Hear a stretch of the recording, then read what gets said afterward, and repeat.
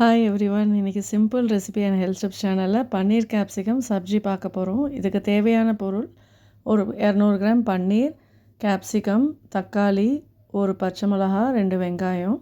First ஒரு பேனில் எண்ணெய் விட்டு எண்ணெய் காஞ்சதும் குட்டி குட்டியாக கட் பண்ணி வச்ச வெங்காயத்தை போட்டு கொஞ்சமாக உப்பு போட்டு நல்லா ஃப்ரை பண்ணிக்கோங்க.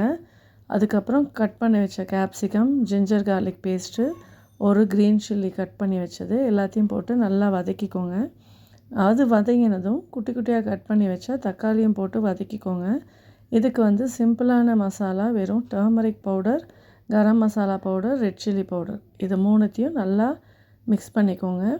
மிக்ஸ் பண்ணிவிட்டு இதுக்கு நல்லா அது மேஷ் ஆகணும் தக்காளி.